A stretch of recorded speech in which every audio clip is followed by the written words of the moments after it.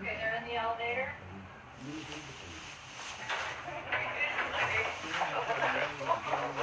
Nice to meet you. I know. I'm Dean. Nice to meet What's you, happening? man. Good to see you. Thanks for coming. Yeah. Yeah, you always have a lot of cameras around you. No, absolutely not. I'm the one who's not used to it. Have a seat. Thanks for coming, too. First, welcome. Thank you. It's great to have you here. Thank you. The things I want to talk to you about, I want to talk to you a little bit about race, your music some, too. I thought the song Talking to OJ was particularly powerful. I took the message as you can be rich, you can be poor, you're still black. Who were you speaking to? Who did you want to listen to that and be moved by it? It's a nuanced song, you know. It's like I'm specifically speaking to us and about who we are and how do you maintain the sense of self while pushing it forward and holding us to have a responsibility for our actions. Because in America, it is what it is. And there's a solution for us. If we had a power base together, it would have much different conversation than me having a conversation by myself, trying to change America by myself. If I come with 40 million people, it's a different conversation, right? It's just how it works. I can affect change and get whomever in office because this many people, we're all on the same page, right? So it's a conversation. It's like, I'm not rich, I'm OJ. For us to get in that space and then disconnect from the culture. Right. That's how it starts. Right. This is what happens. And then you know what happened? You're on your own. And you see how that turned out. Okay. That's why That's the line. Yeah, the pregnant pause. It's like, okay. Was it a reminder, too, that the thing OJ forgot, maybe, is that as rich as he was, as entitled as his life was, he was reminded very forcefully when he became a subject of a racial debate that he was also a black man, whether he accepted that or not. That's right. Was it also that message? Yes, absolutely. And for us, like I'm saying, to speak to that point is, don't forget that, because that's really not the goal. The goal is not to be successful and famous. That's not the goal. The goal is, if you have a specific God-given ability, is to live your life out through that. Right. One. And two, we have a responsibility to push the conversation forward until we're all equal. Until we're all equal in this place, because until everyone's free, no one's free. And that's just the fact. When you are as amazingly successful as you are, your kids will live in a very different world from the world you grew up in. How do you go about making sure that they understand the world you grew up in? There's a delicate balance to that, right? Because you have to educate your children on the world as it exists today and how it got to that space. But my child doesn't need the same tools that I needed growing up. I needed certain tools to survive my area that my child doesn't need. They're growing up in a different environment. But also they have to know their history, have a sense of what it took to get to this place, and have compassion for others. Right. The most important thing, I think, out of all this is to teach compassion and to identify with everyone's struggle and to know these people made these sacrifices for us to be where we are and to push that forward for us. I believe that's the most important thing to show them, because they don't have to know things that I knew growing up, like being tough. Like, do you worry at all that as much as you will teach them history and as much as you yourself is seen as an important figure among black people in America, that there's something they'll be missing? Or do you think that's silly, in fact, that they have so many advantages that's like too negative a way of approaching? Exactly. Like they'll be who they are, right? And it's just certain tools that you would hope for your child to have. You know, like, again, fairness and compassion and like empathy and a loving heart. And those things translate in any environment. Those are the main base things that you want. Well, for me, I would want my child to have, to treat people as they are, no matter who they are, no matter where they sit in the world. Not to like be super nice to someone at a high position or mean to someone who they deem to be below them. I can't buy you love. I can't show it to you. I can show you affection and I can, I can express love, but I can't put it in your hand. Right. I can't put compassion in your hand. I can't show you that. Right. So the most beautiful things are things that are invisible. That's where the important things lie. For me, as a black man of a certain age, when I was a kid, O.J. Simpson was God. I'm 61, so I was a little kid when he was... Do you expect black people and white people and young people and old people to hear different things in your music? I'm sure I heard some things in that song that you may not even have thought of because I'm a different generation. What do you want a young white kid to hear in that song that maybe a young black kid would not hear? That's a great question. I think when you make music, you want people to hear it and hear different things, and then you want it to start a dialogue, because that's how we get to understanding. Excuse me. Oh, you felt that way about it. This is actually what I meant because this happened and these things happened that led to me saying this specific thing. How did you react when that one line in that song where you referred to Jews and wealth? Some people got upset. Yeah. How did you feel about that? I felt it was really hypocritical. Only because, it's obvious the song is like, you want to be rich, do what people who got rich done. Of course, it's a general statement, right? It's obviously a general statement. Like the video attached to it was a general statement. And if you didn't have a problem with the general statement I made about black people and people eating watermelon and things like that, if that was fine and that line about wealth bothered you, then that's very hypocritical.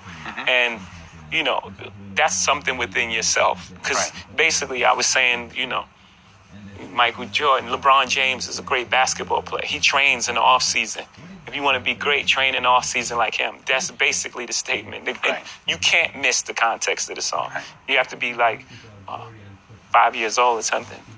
Some people think that the election of Donald Trump has revived the debate of race in America. Yeah. Some people think that, in fact, there's always been racism in America, that it hasn't changed, and that the debate isn't any different, it's just people are paying attention to it. Yeah, there was a great Kanye West line in one of the songs. He said, racism's still alive, they just be concealing it. Take a step back. I think when Donald Sterling got kicked out of the NBA, I thought it was a misstep. Because when you kick someone out, of course he's done wrong, right? But you also send everyone else back in hiding. People talk like that.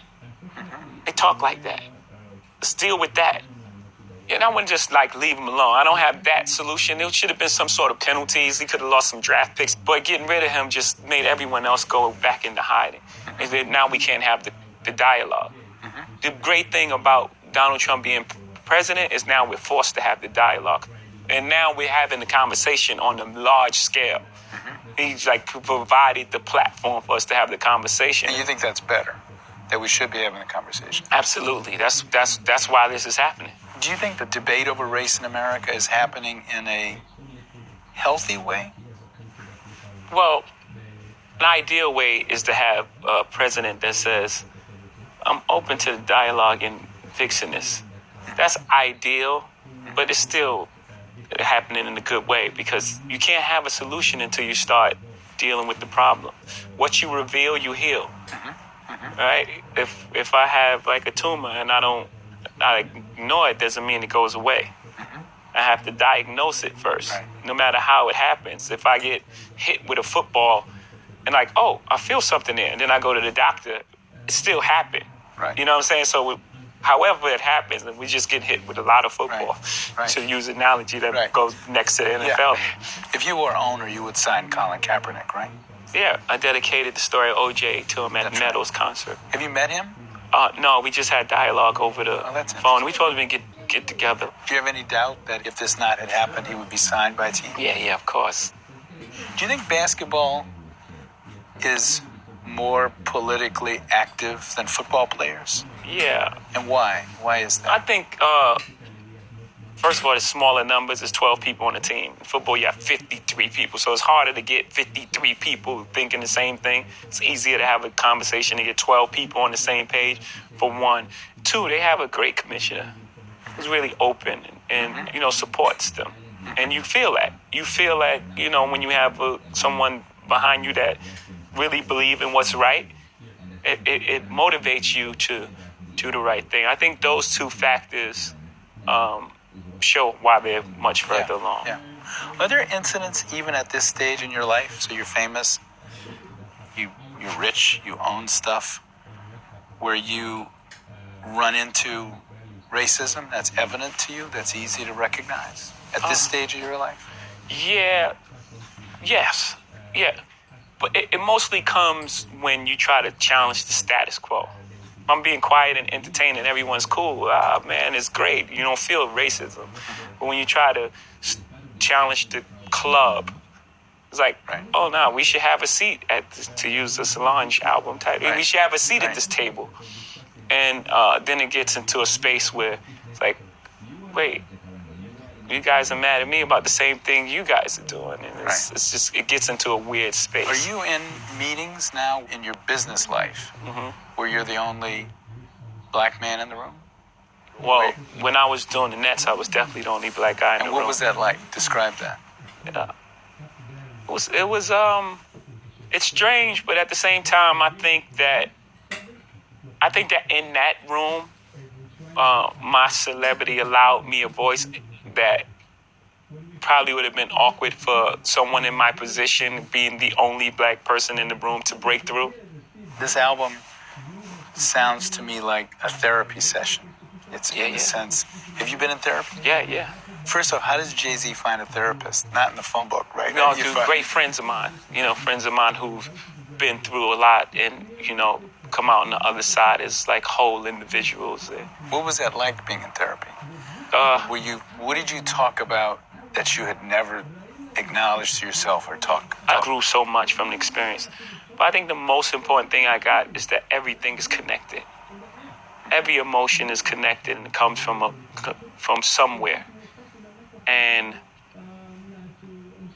just being aware of it. Being aware of it in everyday life puts you at such an advantage. You realize that, if someone's racist toward you, it's not even about you. It ain't about you. It's about their upbringing and what happened to them and how they led them to this point. Most bullies bully. It's happened. Oh, you got bullied as a kid, so you're trying to bully me. I understand. Right. And once I understand that, instead of reacting to that with anger, I can provide a softer landing. And maybe, oh man, are you okay? I was just saying, there was a lot of fights in our neighborhood that started with, what you looking at? Why you looking at me? You looking at me? And then you realize, you think I see you. You're in the space where you're hurting and you think I see you, so you don't want me to look at you. And you don't want me to see you in such a vulnerable, you don't want me to see your pain. So you put on this shell of this tough person that's really willing to fight me and possibly kill me because I looked at you. You know what I'm saying? Like, so knowing that and understanding that changes life completely. Was that a moment that came from therapy? Yeah, just realizing that, oh my goodness, these young men coming from they're just in pain. But you got to survive. So you go into survival mode. And when you go into survival mode, what happened? You shut down. Right. You shut down all emotions. Right. So even with women, you got shut down emotionally, so you can't connect. And then now all things happen from there. Infidelity. You can't connect because exactly. You can't connect because of the way you feel about yourself, you mean? Yes. In my case, like it's deep. Right. You've bared your soul so much, not only in this album, and I mean you can sort of see the evolution of a person in your music. Part of me would think, oh my God, I got to talk about my marriage, I got to talk about my mother, I got to talk about my other ancestors. Part of me would think that would make me nuts. Does it make you nuts, or do you feel like the heart of your art and storytelling is to tell the story of your life? That's who I am. And I've done it from the beginning of my career. Two things, one, no one knew the characters, so it wasn't as impactful, and two, it wasn't coming from a place that was as evolved. And it's very difficult. It's hard. It's hard to hear songs back. It's hard to perform songs. But I feel it's the most important work that I've done, and I'm very proud of it. And the effect that it's having on people. And even like the studio sessions, we were having 4-hour conversations after playing one song. I learned so much about people that was around me, just my friends. I learned things about them that I didn't know that in 20-year relationship just from this one song. So I knew it would have that sort of impact beyond myself. It's my responsibility as an artist to go to these places. Did your wife's own Confessional album, which came out first, make it so that you had to be even extra confessional? In other words, it would have been hard after her album, which talked frankly about you guys to have an album to come out that would be about frivolous anything. Yeah. It actually started out, we were working on material together, and it became Lemonade. Yeah. She went off and did her thing, and it was like, it just felt like she should go first, and she should share her truths with the world. So it wasn't based on I have to say something because of this album. It wasn't even like that. It's just really honest. But you probably couldn't have gotten away with, okay, you do the album, wife, that talks about our pain. I'm going to go do an album that talks about, my love of art. You never know. Right. I think it turned out for the best. I think, but you just never know because people like to be entertained. Again, back to our president. You know what I'm saying? Like you would think, man, after the composed manner at which Obama stood at that podium, the dignity he brought to that place, that this couldn't exist, but it does. Do you have any disappointments in Obama? There are people who say the expectations of him as the first black president was so great. He was supposed to get rid of racism and fix everything. Yeah.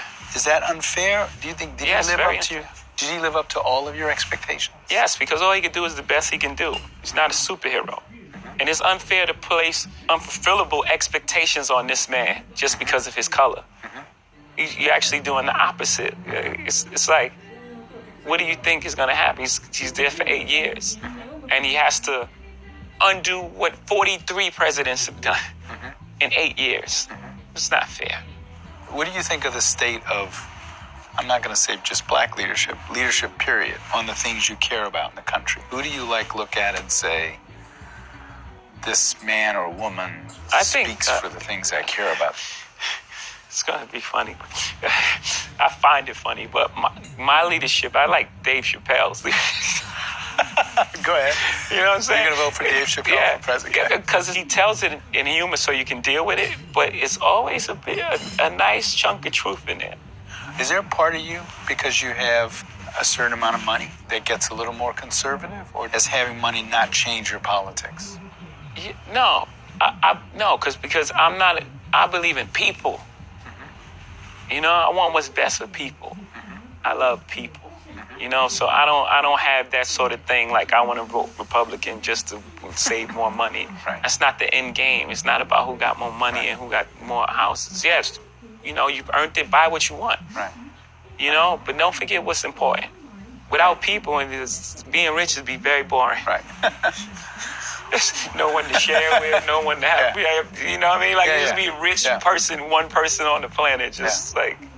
Well, then what do you do? When I heard this latest album, and then I thought about the earlier albums, one theme was sort of reaching the promised land. You've acquired influence, and not just money, but your life is good. And then when you listen to the newest album, you're thinking, he must have been in a lot of pain when life was good. Absolutely. Is that true? Yeah, I did listen to a song called Song Cry. And the idea of the hook Never seen it coming down my eyes, but I got to make the song cry. It tells you right there what I was hiding. And the strongest thing a man can do is cry.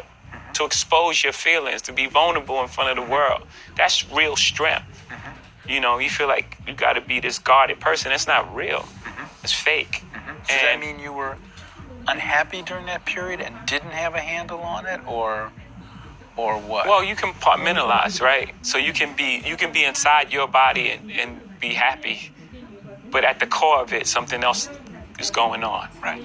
As a, parent, I thought one of the most painful scene or line or whatever in the album was when you are talking about having almost lost your marriage, and you talk about what it would have been like to watch another man play football with your kid. I thought that is like, given that you have talked so much about your life and your music, are there things that you put a wall around? I'm not going to talk about that. You've talked about the pain of growing up, where you grew up, how you grew up, your father leaving early, the pain of your marriage, being in therapy. Are there things you say, I'm not going there? Yeah, and it mostly involves other people, because when other people are involved, you have to also, you may be ready to expose these things. And there's certain parts of, it's also other people's truth as well. A perfect example is my mom. Yeah, I was going to ask you about and when did I didn't have permission to do that song first. So just like we had a beautiful conversation. When did you realize your mother was gay? Really early on. When as a little kid? No. Let's say call it teenage years.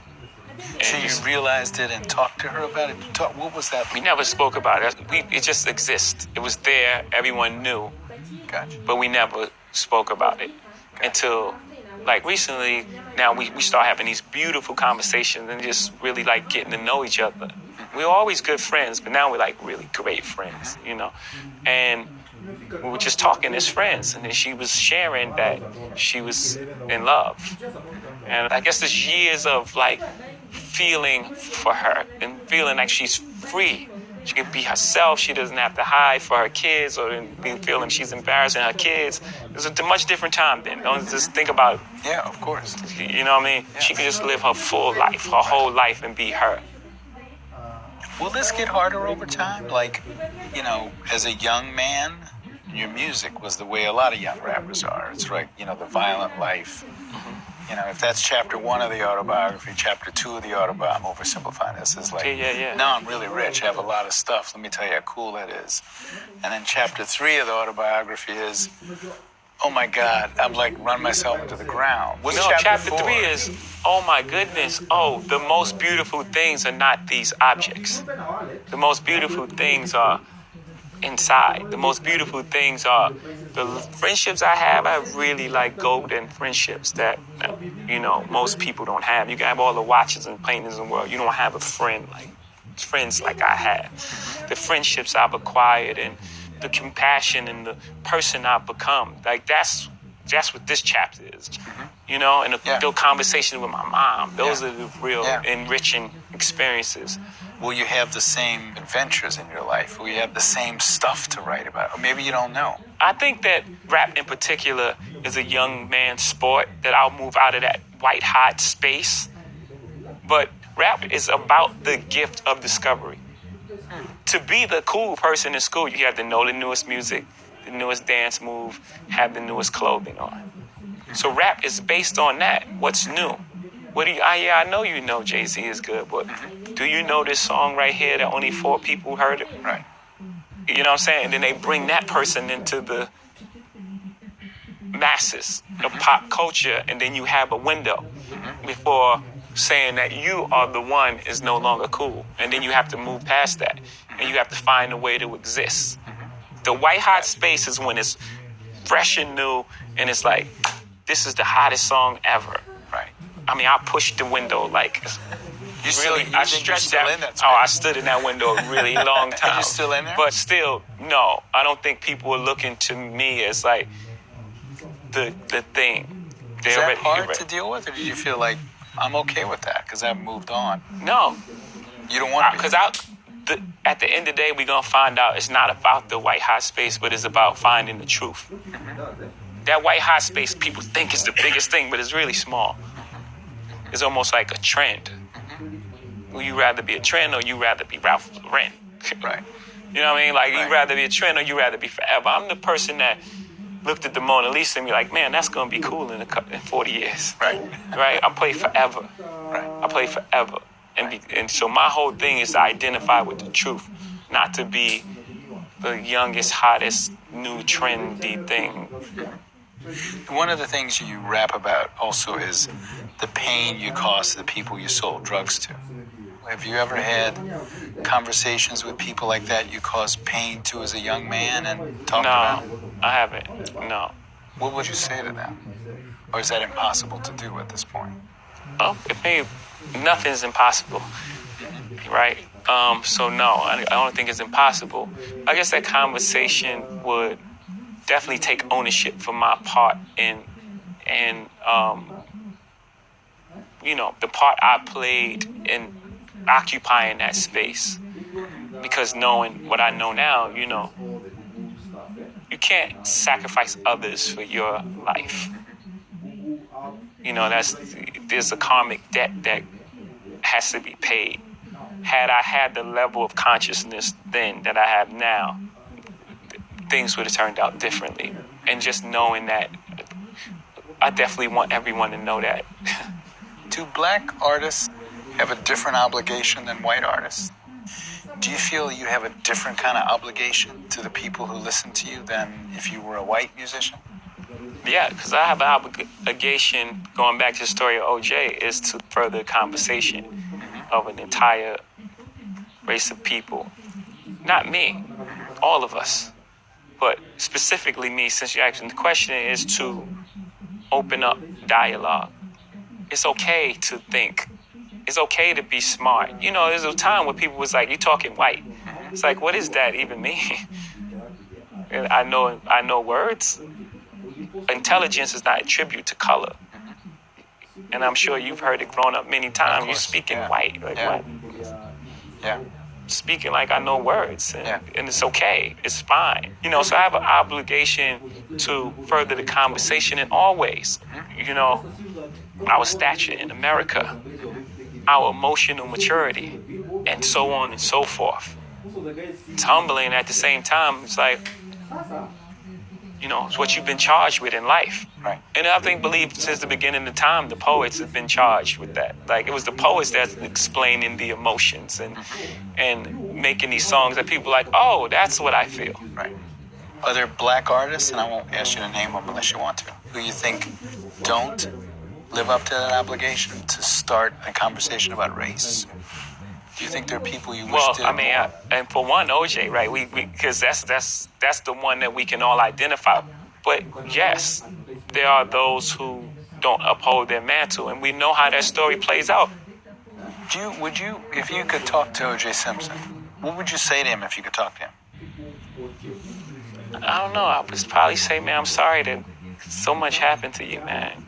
People act out in this way based on their life experiences. And I'm sure he's been through a lot of trauma in his life. And, I think that'll start the conversation. Like, did you watch the documentary about him? I watched everyone. You did? Yeah, no, I did too. Yeah, it's like 8 of them on at the same time. You could read the story of OJ two ways. You could say somebody should have reminded OJ he was black. I could read that as a negative message or a positive message. The positive message being you're black and you should be more proud of it. The negative message is, who are you kidding? You can't escape this by joining a private country club and playing golf. Right. Which message feels the right? They're both dual messages at the same time. It's like, be proud of who you are and realize that we're gonna get further together. Right. Don't check out. You can't just turn your back on the place you come from. You come from a community. Your job is to uplift it now. Or we know how it turns out. Right. Once you stop being Tiger Woods and you going on... What would you say to Tiger Woods? Do you know Tiger Woods? No, I'm not. How would you classify Tiger Woods in that discussion? Same sort of thing. That's what I'm saying. Like, when Tiger was afforded the privilege of, he playing golf you were protected. But the minute that you're not providing for the thing, it's like now your license is on TV and it's like you're black. So now I've got to ask my one gossipy question. Talk about Kanye West and your relationship with him, which you alluded to a little bit in the album. When's the last time you talked to him? I hate Kanye the other day, just tell him that he's my brother. I love Kanye. I do. It's a complicated relationship with us. Why is it complicated? Yeah, because, Kanye came into this business on my label. So I've always been like his big brother. And we're both entertainers. So always been like a little underlying competition there with your big brother there. And we both love and respect each other's art too. So it's like everyone wants to be the greatest in the world. You know what I'm saying? And then there's like a lot of other factors that play in it. But we're gonna always be good. Even if we don't. There's tension now, right? Is there tension still? Yeah. But that happens. In a long relationship, hopefully when we're 89, we look at this 6 months or whatever time and we laugh at that. You know what I'm saying? There's going to be complications in the relationship that we have to get through. And the only way to get through that is we sit down and have a dialogue and say, these are the things that I'm uncomfortable with. These are the things that are unacceptable to me. This is what I feel. I'm sure he feels that I've done things to him as well. You know what I'm saying? I'm not a perfect human being by no stretch, Is he as evolved as you? You sound like He's highly evolved. I think he started out in a more compassionate position than me. You know what I'm saying? I don't know if he's had the level of... I had to survive by my instincts. I'm here because I grew up a different way. And I got out of that. Right. My first album came out when I was 26, so I was already a different artist. Right. A lot of people, album come out, they're 17, 18. So their subject matter is that of a 17 or 18-year-old. Unless you're Nas and you well-read and I think his mom was a teacher or something. He was way more advanced for the album that he wrote. So I just grew up a different way.